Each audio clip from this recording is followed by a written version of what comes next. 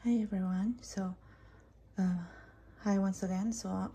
Our recipe for today is just simple stuffed pepper soup. 1 kilo of ground meat, 2 carrots, 2 onions, pepper. We need this one, at least 10 pieces. And then 1 egg, 1 cup of rice, so like that. And then parsley leaves, eto siya. So mamaya, and salt, also powdered black pepper, and garlic. So let's start preparation. So we have to do first we prepare first our meat, and then later on I'm gonna show you how to prepare the pepper. So panoorin niyo po kung paano natin ito gagawin. So para po sa ating meat, so kailangan natin ng isang malaking bowl. So i-mix muna natin itong meat. So lagyan natin yung ground meat natin dito. So alisin natin itong paper. Ayan. So yung itlog, lagyan natin. Ayan. So lagyan mo lang isang itlog, 1 cup of rice. Halo nyo. And then salt.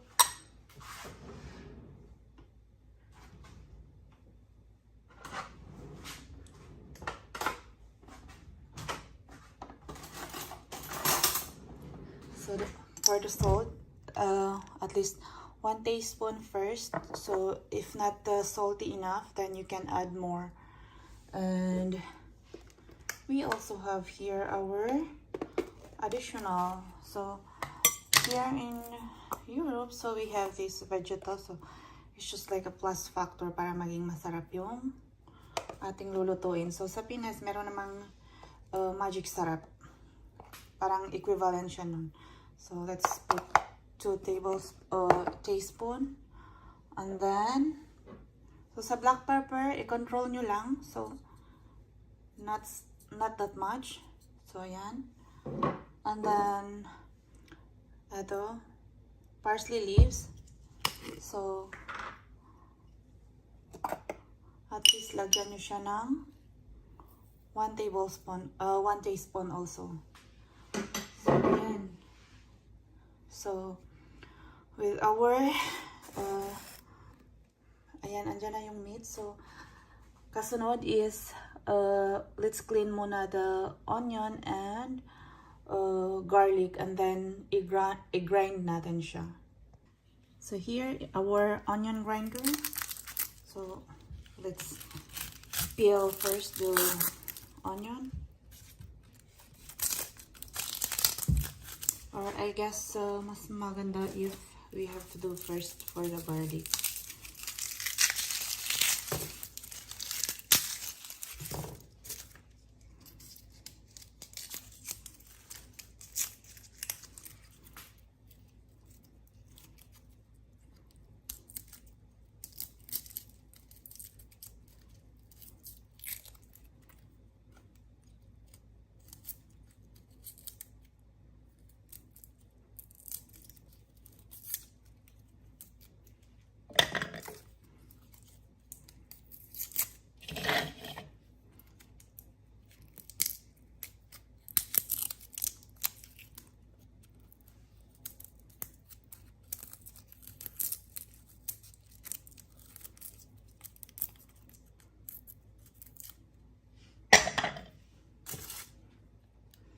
So, gagamit lang po ako ng 5 garlic cloves para dito.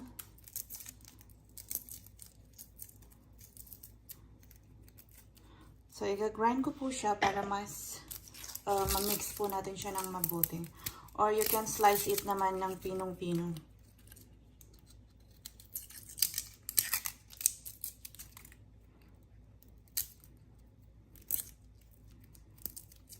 So, habang ginagawa po natin ito, so, papakuluin po natin ang tubig, ang ating tubig. So, at least 2 liters of water.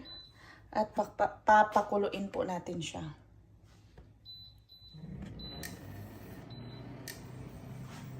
Ayan. So, be patient lang po. So, we have to find this one.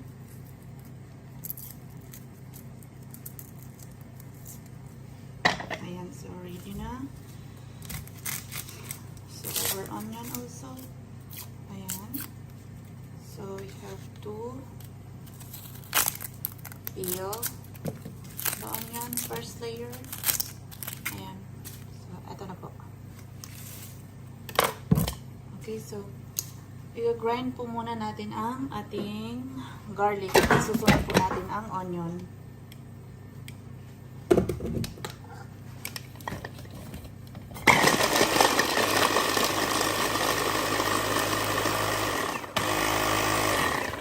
So, ayan. Okay na po siya. Nag-grind na po natin siya. So, ito namang onion. So, i-cut po muna natin siya ng small pieces. Para madali lang po siyang mag-grind dito sa ating grinder. Ayan.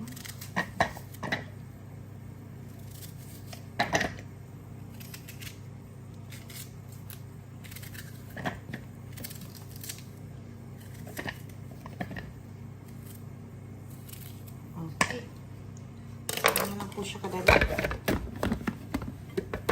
And then, lagay nyo ang cover.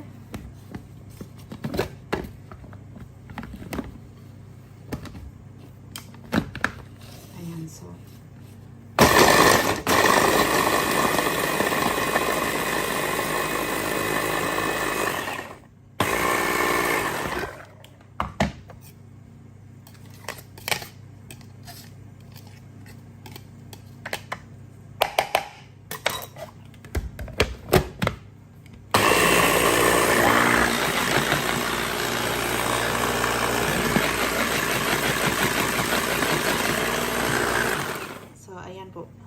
napakapino na po niya. So,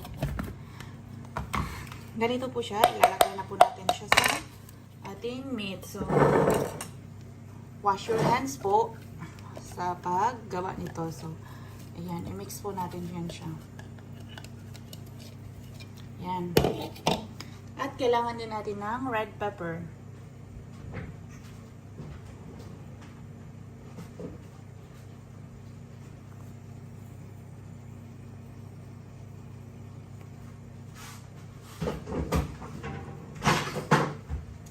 So here, mix na po natin. Ayan. Mix well po yung ating rice at saka meat. Pati na yung ibang ingredients po natin. So ayan.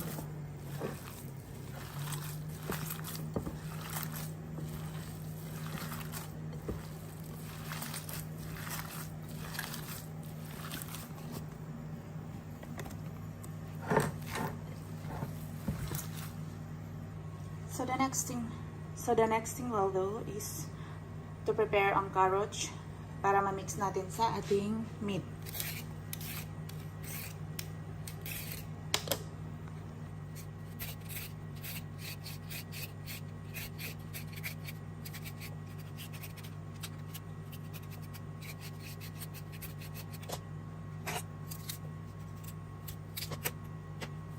So, yan sa carrots siya. Isang nasin yung sila. And then, yan, pilo ko sila rin.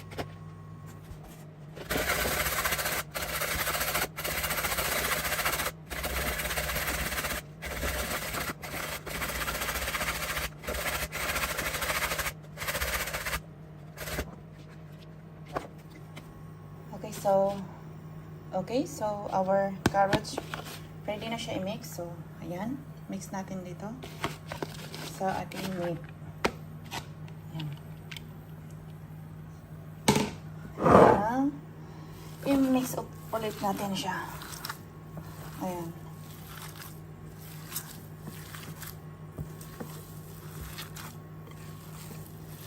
So, simple lang po siya, at the same time healthy po siya.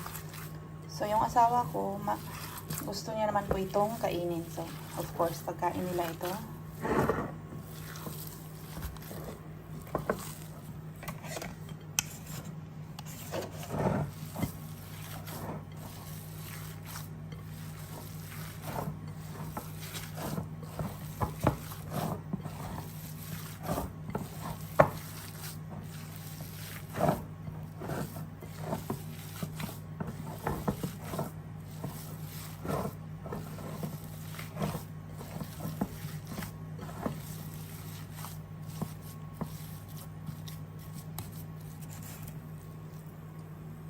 So, ayan. Na-mix na po natin siya ng mabuti.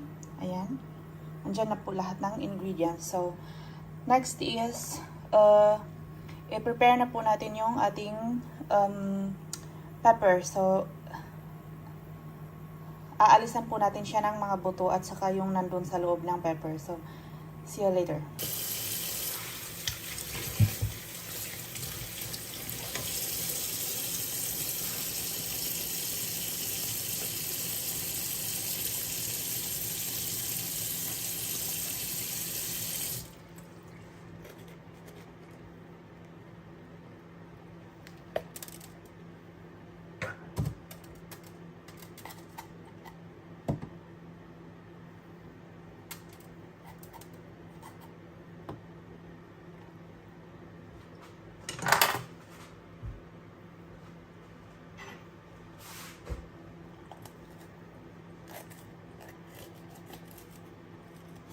So, remove nyo po yung lahat ng nandito sa loob ng pepper. So, ganyan.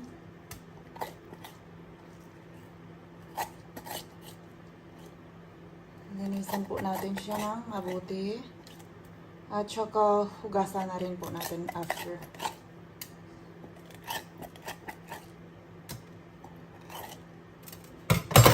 So, yan. Hugasan lang po natin at ganon din po gawin natin sa iba. So, ayan. Ganyan po siya. So, malinis na po siya. Ayan, so, ganyan. At saka, next is, ayan, so, ilalagay na po natin yung, stuff na po natin yung ating meat. So, ayan, asa na ba tayo? Ayan, so,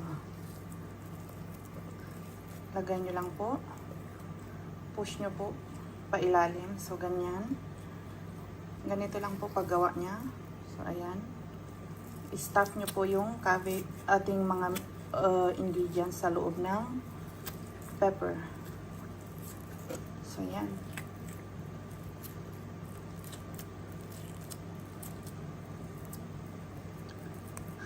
So, ayan. Ganito po siya. So, yan, kung nakikita nyo po, punong-puno na siya. So, just do the same po sa remaining na pepper natin. So, lilinisan po natin yung iba at ipapasok po natin yung natirang meat natin dito sa doon sa ating cabbage. So, ayan. So, punta muna natin dito at doon at linisan natin yung iba para matapos tayo.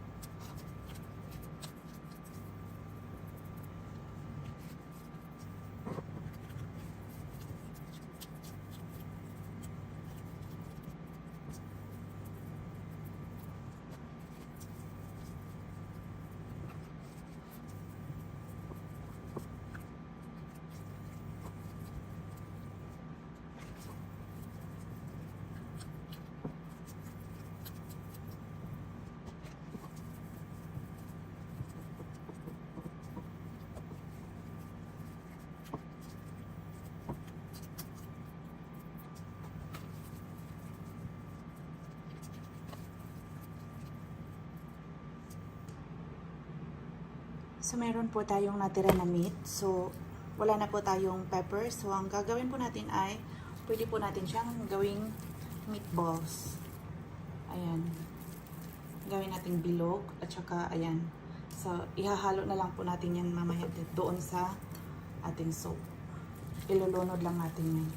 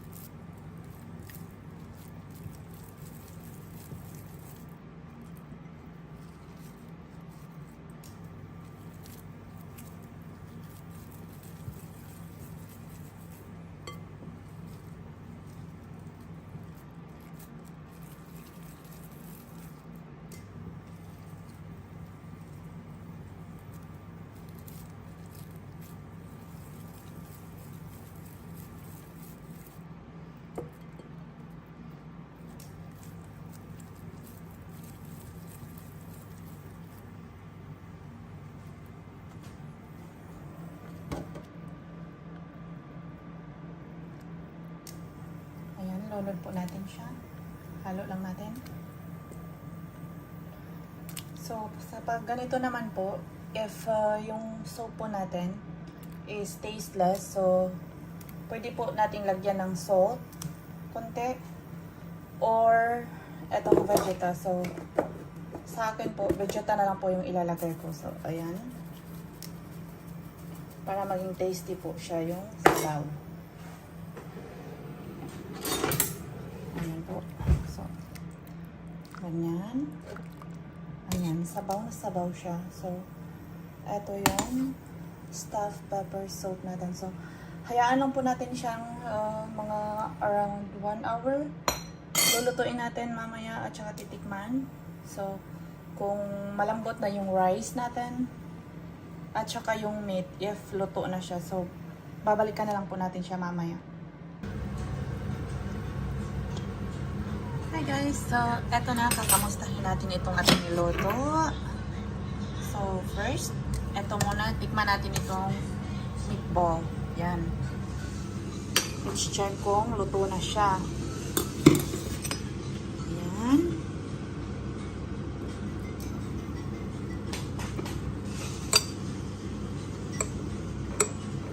So, ganyan siya.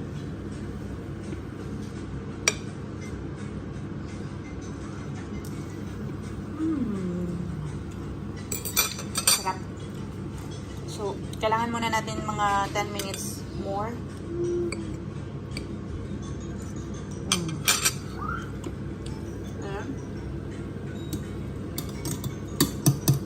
I think mga 10 minutes tapos na ito.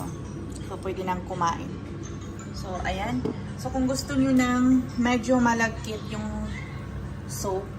So, sa akin gusto ko ng medyo malagkit. So, maglalagay po ako ng ito, 1 tablespoon of flour para medyo malapot siya.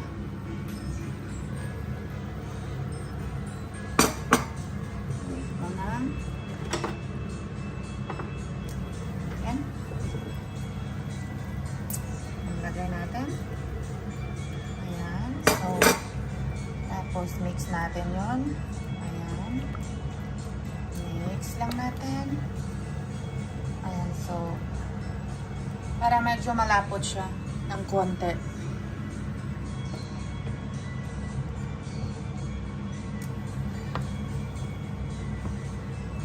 So takpan ulit natin siya at after 10 minutes, sure akong tapos na ito.